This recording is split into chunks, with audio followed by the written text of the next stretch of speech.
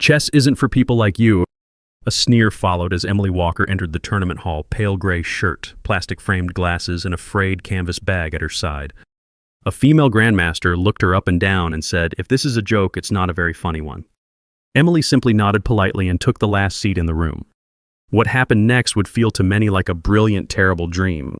She set her bag on the floor and reached up to adjust her glasses.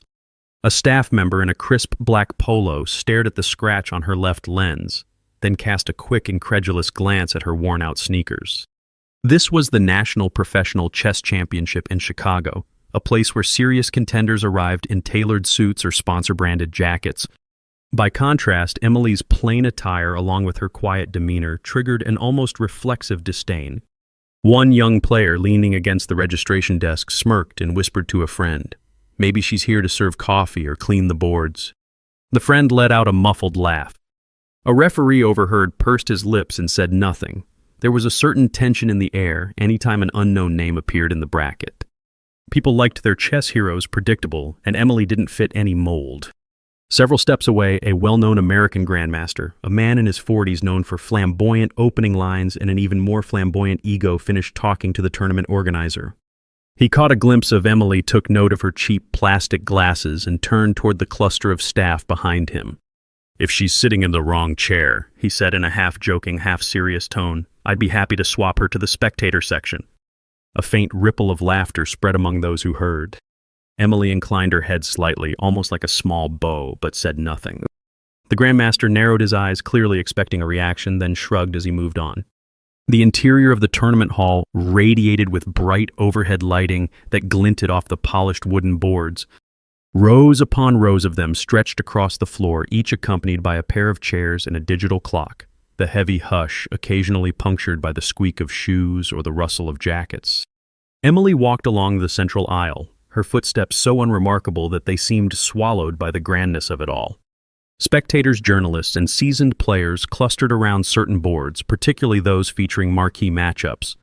But when Emily approached the farthest corner, labeled Board 18, only a handful of onlookers even bothered to glance her way. One, a local Chicago champion wearing a custom jacket embroidered with his name, gave her a quick once-over and grinned dismissively. "Are you sure you belong here?" he asked. His tone was not hostile, just laced with condescending amusement. Emily responded with a polite nod, placed her bag on the floor, and sat. Another staffer strolled by, collecting registration slips. He paused at Emily's table to recheck her ID card, looking perplexed when her name didn't ring a bell. He shrugged as if deciding there must be some last-minute quirk in the bracket, and continued down the line. The overhead speakers crackled, signaling that the first round would begin in 2 minutes. A mild commotion erupted elsewhere in the hall as a teenage sensation arrived to fanfare. No one announced Emily's presence. No cameras turned in her direction. When the buzzer finally sounded, Emily's first opponent, a lean man with slicked-back hair, set his pieces on the board. His rooks, knights, and bishops were custom-made, each piece finely polished. He revealed a slight smirk when he noticed Emily using the plain house set, her gaze drifting between it and a battered notation booklet she'd pulled from her bag. "Don't blink," the man said under his breath, loud enough for her to hear. As the digital clock's display flicked from 000 to the official countdown, he advanced a central pawn with force. Nearby, a few spectators observed the opening moves, then wandered off, apparently finding more interesting matches to watch. Emily's moves were slow, almost hesitant. By her third turn, the man had established a confident attacking structure, and by his fifth, he was leaning forward with an almost predatory expression. Still, Emily said nothing, her features calm. She moved a knight to a square that most players would consider too passive for an early game. The local champion's smirk grew. "That's not how you develop," he remarked, more to the air than to her. With a flourish, he moved his queen out early, clearly aiming for a quick, punishing strike. An older spectator ambled by, took one look at Emily's cramped position, and whispered to a friend, "She won't last 10 moves." The friend nodded in agreement. Even the staffer who had teased her earlier strolled past with a self-satisfied grin, no doubt expecting to see her downfall.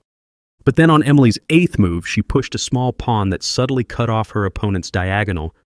The local champion blinked. He made an aggressive retort only to realize he'd left one of his knights undefended. Emily captured it in a series of forcing moves that led to an unexpected pin on his rook. She didn't look triumphant, she merely noted it press the clock and watched him scramble. In less than 10 more moves, he found himself without any way to salvage his position. His queen was pinned to a bishop his rook threatened, and his advanced pawns suddenly worthless. Gaping, he resigned. Several curious onlookers frowned, double-checking the position. Emily's expression never changed. She accepted. His brief handshake, bowed her head again, and quietly recorded the final move on her notepad. The local champion sat there in stunned silence as she slipped away. Word drifted through the hall in uncertain whispers the unknown woman at board 18 had won. A staff member repeated the rumor to the American Grandmaster, who waved it off as a fluke. Another official peered at the bracket and rolled his eyes. She must have caught him on an off day, he muttered. Meanwhile, Emily slipped into a side corridor lined with framed portraits of past national champions. She paused at one photograph, a teenage girl, maybe 14, holding a trophy. The plaque read U. Youth Champion. The date was more than a decade ago, and the face in the picture was too faint for easy recognition. She gazed at it for a moment, then moved on when footsteps sounded behind her. Round 2 arrived soon after the lunch break. Emily's next opponent was a rising West Coast star known for flamboyant attacks. He strutted to the board with 2 friends in tow, making jokes about how easily he would wipe out rookies. Emily gave a slight nod of greeting as he sat down, his sponsor-labeled jacket pristine under the fluorescent lights. He opened aggressively, pushing his pawns to claim the center. She responded with small, unremarkable moves, letting him expand. The watchers whispered that she was even slower this time, more passive. The star's face gleamed with confidence. By move 12, he had a bishop on a strong diagonal and a rook lined up to pounce. On move 15, Emily nudged a single pawn that quietly undermined his entire structure. He tried to lash out with a sacrificial thrust, hoping to rattle her. She accepted the sacrifice, pivoted her knights, and locked his queen in a precarious bind. A hush fell as he sank into thought, face reddening. 5 moves later, he resigned, blinking in confusion. Now more people began to notice. A few of the teenage prodigies who had snickered at Emily's first appearance exchanged uncertain glances. One looked at the bracket, saw her name moving upward, and tapped a companion on the shoulder. The American Grandmaster from earlier heard a staffer mention Emily's second win. He arched an eyebrow but said nothing, returning to his own match. Another staff member, the one who had poured tea and joked that she'd be gone after round 1, glanced at her in the hallway and quickly looked away. The tension thickened, though no one was ready to call her a serious contender. They must be weaker players, a bystander insisted.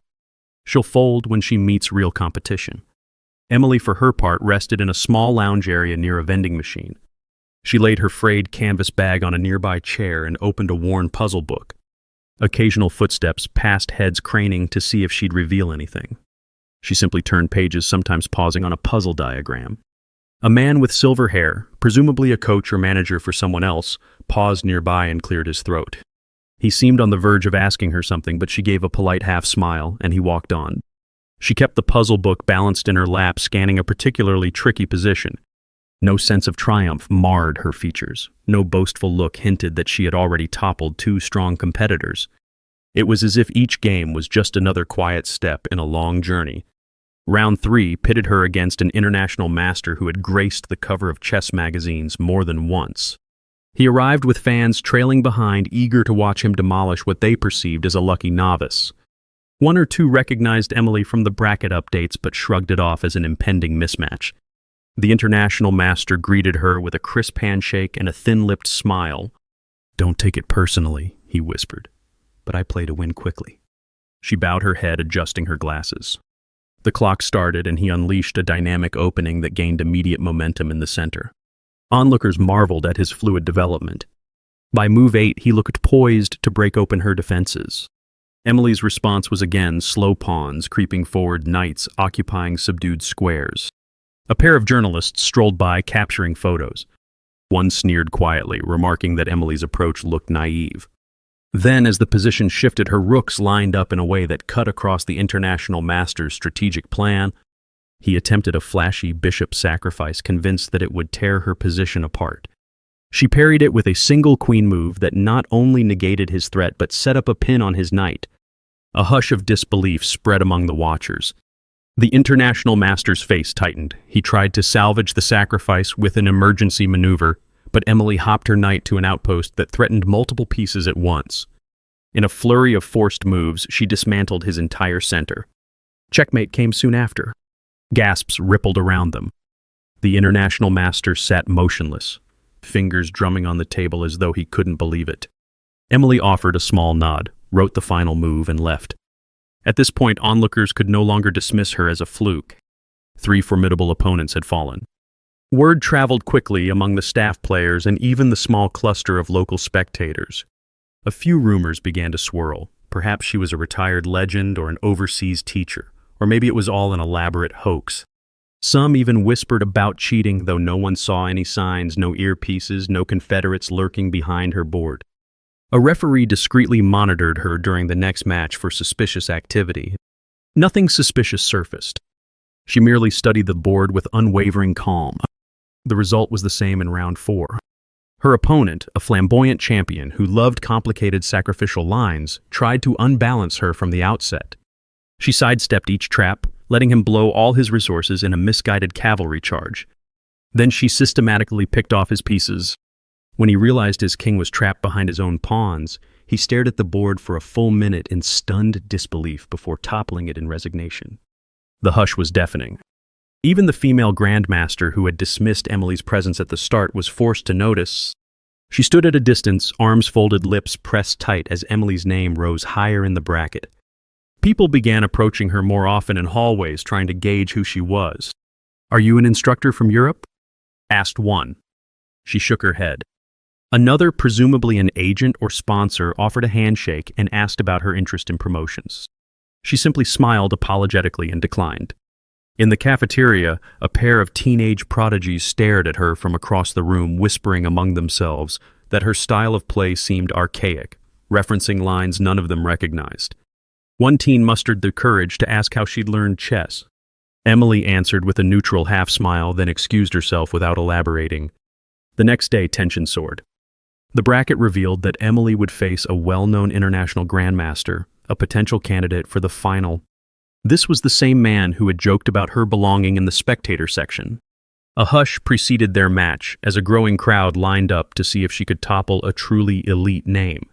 The grandmaster arrived exuding confidence in his polished shoes and designer watch.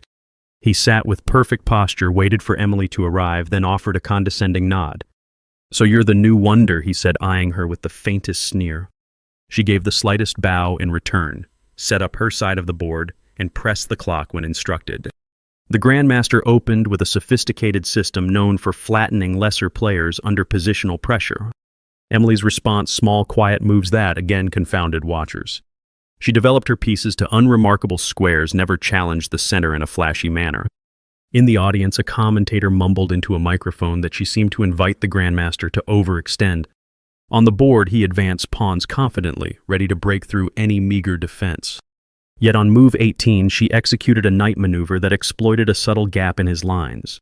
He froze, recalculating, then advanced another pawn to maintain pressure. She responded with an unobtrusive bishop shift that locked him out of half the board.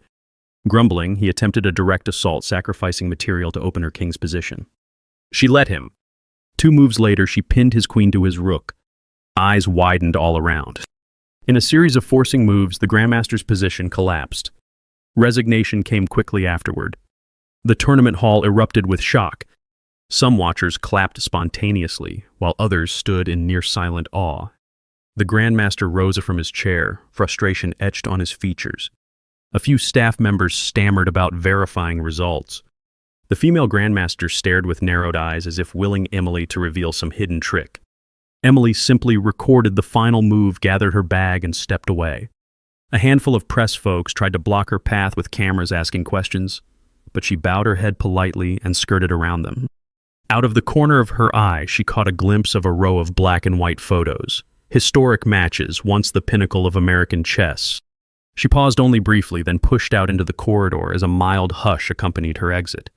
During the break, rumors flew that the Federation officials planned to grill her, suspecting an elaborate cheat or at least demanding her background. Indeed, a pair of them cornered her in a side room. They scanned her with a handheld device, found no electronics. They flipped through her meager registration documents, found only the basics. She answered a few questions in the same calm manner, revealing no dramatic backstory. Then, lacking any grounds to disqualify her, they let her go. A volunteer outside the room had listened to muffled bits of conversation and whispered to a friend that no one could find any official rating or sponsor attached to Emily's name. The friend shook his head in wonder. With the final set for the next day, tension hit a fever pitch. Emily's name was locked in. The reigning national champion, a man known for dominating the American scene and for an arrogance that rivaled his skill, would face her. He had already brushed off questions about her lucky streak, telling the press he'd show the difference between a real champion and a fluke. The morning of the final, camera crews descended on the main stage, bright lights shining on the long table reserved for the deciding match. Spectators filled every seat, some carrying small chessboards to analyze the opening as it happened. The champion arrived in a stylish suit, accompanied by a throng of admirers and tournament officials. Emily showed up alone, adjusting her plastic glasses at the door, glancing around as if searching for a place to hang her jacket. The two sat across from each other, cameras flashing incessantly. The champion gave her a cursory handshake, then addressed the onlookers. "Let's begin," he said, voice carrying a hint of showmanship. The referee signaled the start. The champion moved a central pawn, one of his trademark openings that had crushed many a strong player. Emily responded with a quiet pawn push that looked old-fashioned, borderline naive. The champion smirked and escalated quickly, deploying a bishop and knight in a double threat pattern. Observers leaned forward.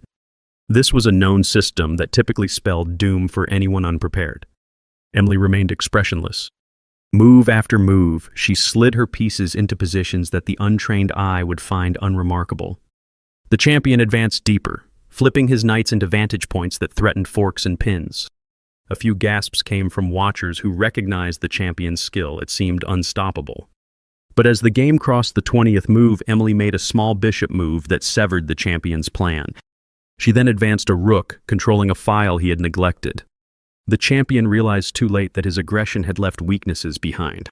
He tried a big sacrifice, a hallmark move that had won him many titles. Emily calmly exchanged pieces in a sequence that left him open to a discovered check. The champion stared at the board, disbelief etched on his face. Two more precise moves from Emily, and she'd orchestrated a forced mate. Checkmate arrived at move 47. The champion's jaw tightened. Emily waited, gaze lowered as he extended his hand. She accepted, no triumphant grin on her face, just a small nod. The crowd exploded in applause, many leaping to their feet. Cameras spun to capture every angle of the board. Officials swarmed forward, confirming the result. The champion sank back in his chair, eyes distant, while Emily rose and gathered her bag. The head judge approached with a microphone, voice trembling. He announced Emily Walker as the new national professional chess champion. Shouts, cheers, and frantic energy rippled throughout the hall. People who'd witnessed the entire event looked in awe at the unassuming figure at the center of the storm. Then, as the judge fought to regain quiet, he divulged a revelation that stopped everyone cold. Emily, he explained, had once been a youth chess champion at 14, a name revered in junior circuits. She had vanished from the scene without explanation, leaving behind a record of undefeated matches. Shockwaves rippled. Some in the crowd recalled an old story about a female prodigy who abruptly disappeared. The female grandmaster who had mocked Emily that first day swallowed, recalling seeing a photo of a teen champion long ago. It all clicked into place like a final puzzle piece. Moments later, the people who had belittled Emily lined up to shake her hand. The flamboyant champion, still reeling, offered a quiet apology. She accepted each gesture with calm courtesy. The American grandmaster, who had snidely offered to seat her in the spectator section, mumbled something about misjudging appearances. Emily only inclined her head as if no apology was needed. A journalist pushed forward, microphone raised, seeking a triumphant quote. Emily spoke softly, words that hushed the crowd. Never judge a person by what they wear or how quietly they live. Intelligence, resilience, and passion don't need magic tricks or media. They speak for themselves. In the flurry of final photos, trophy presentations, and official forms, Emily seemed almost an afterthought. She signed what needed signing, turned down immediate interview requests, and slipped out to the foyer. A staff member hurried after her, stammering about a press conference. She listened politely, then shook her head. As she exited the tournament building, the late afternoon sun cast long shadows across the sidewalk. She paused a moment, glancing back at the tall glass doors. Inside, she could see the reflection of the hall where so many had mocked her. Now that same hall was alive with chatter about her being a phenomenon, a prodigy, a champion who played by her own rules. She lowered her gaze, letting a faint, unspoken memory pass across her expression, then waved down a taxi. A local newspaper scrounged up an older piece of data that she lived in rural Ohio, teaching chess to children at a small community center. A few days later, a reporter managed to catch her by phone. He asked if she planned to travel the professional circuit. She demurred, saying only that she was content to keep living quietly, helping others learn the game. When pressed for a final insight, she repeated a simple phrase: "Be yourself." Sometimes the simplest things are the most powerful.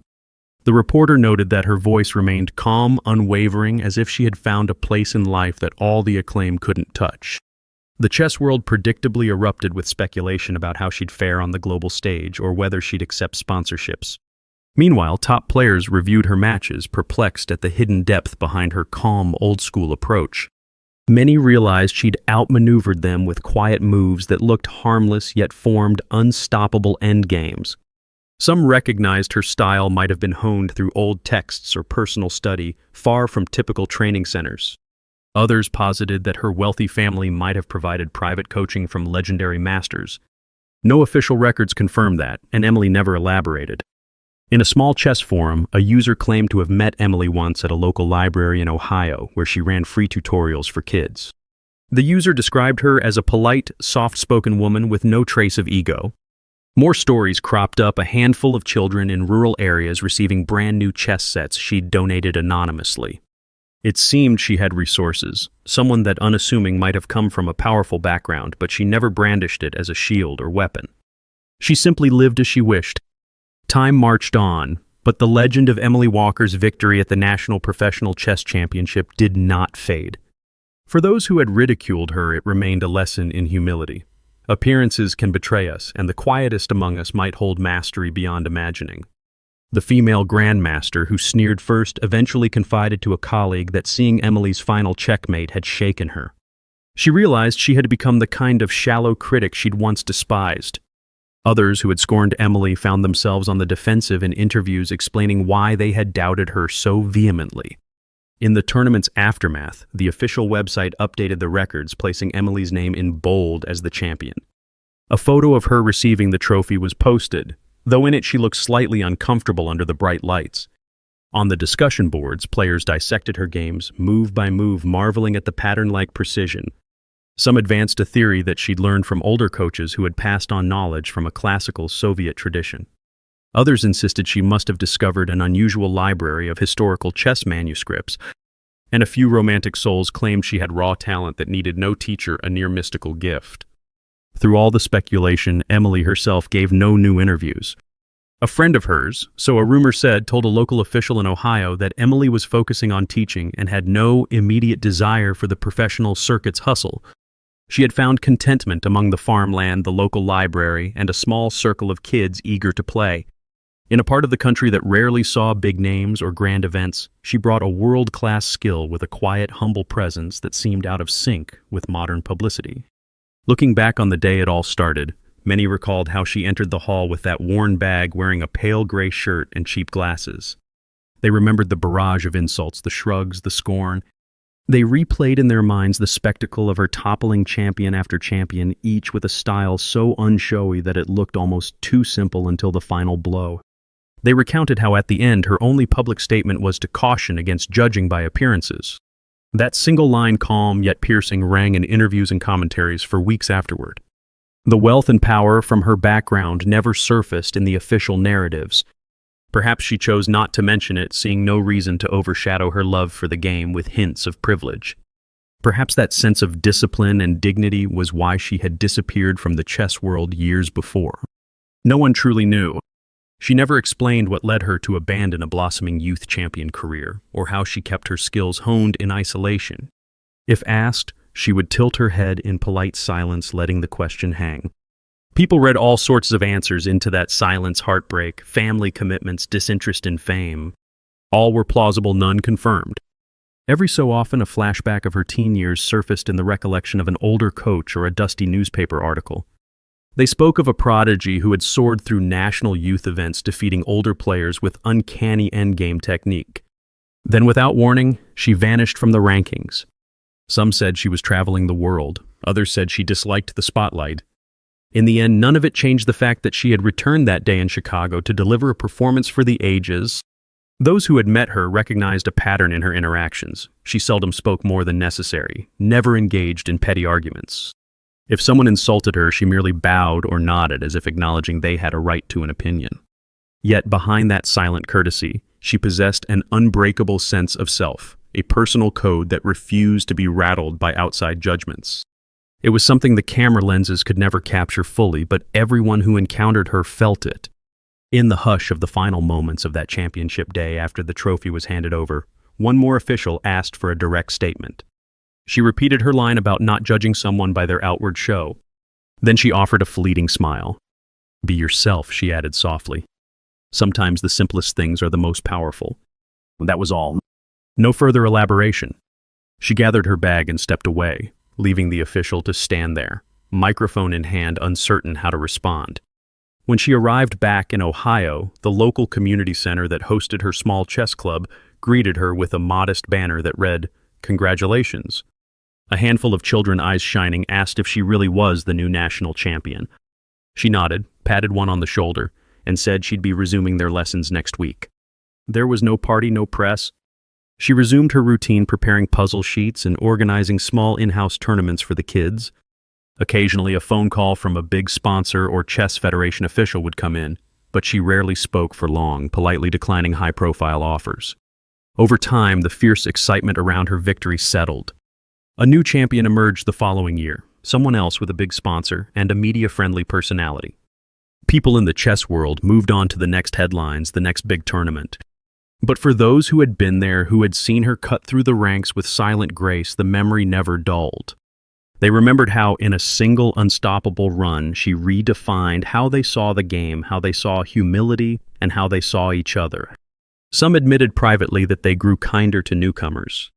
Others focused more on building solid fundamentals, emulating her quiet, methodical approach. Some months later, a well-known coach gave a lecture to advanced students and told them that Emily Walker's performance was the epitome of class focusing on skill, not bravado. He noted that she proved no one can tell a person's worth by glancing at their shoes or by checking a rating list. The students, enthralled, asked if he believed she'd return to defend her title. He shrugged, saying a mind like hers didn't need external validation. She could do as she pleased. A hush fell among them, echoing the hush that had fallen in the Chicago hall at her final checkmate. Years would pass. In the corners of chess forums, someone would mention the name Emily Walker, and others would recall that final match where she sacrificed a knight on move 47, turning the champion's unstoppable assault into a humiliating defeat. They'd recall the stunned faces of those who had mocked her, the wave of apologies, and her calm acceptance of it all. They'd share how in an era of constant showmanship, she reminded the world that quiet, disciplined passion can outshine the brightest lights. And so the story lingered even for those who had only heard it secondhand. A simple woman from rural Ohio wearing plastic-framed glasses and carrying a frayed canvas bag, stepping into the highest tier of professional chess with no rank, no fanfare, only to leave with a trophy and a lesson. She taught them that strength doesn't always roar. Sometimes it appears in the hush before a key move, or in the gentle voice that chooses restraint over boastfulness. Sometimes it arrives in a battered shirt and dusty shoes, unstoppable. If anyone asked her directly or begged for a deeper explanation, she would repeat that line she'd given the press. Never judge a person by what they wear or how quietly they live. Intelligence, resilience, and passion don't need magic tricks or media. They speak for themselves. She never once claimed to be more than she was. She never gloated. She never used her hidden wealth or background to crush her adversaries socially or financially. She let them see her skill unadorned, that she must have believed was enough. In the final hush as she returned to her life, the parted curtains of the tournament hall closed behind her. The watchers who had ridiculed her realized their folly too late. The wealthy and the privileged who had assumed she was nobody felt the sting of their shallow judgments. And the cameras that had once ignored her scrambled to capture a final glimpse as she left, yet all they could show was her calm profile, a fleeting image of someone who hadn't needed them in the first place. Be yourself. Sometimes the simplest things are the most powerful. 4 quiet lines that lingered long after her footsteps faded from that shining hall, a gentle whisper echoing through the minds of those who needed to hear it most.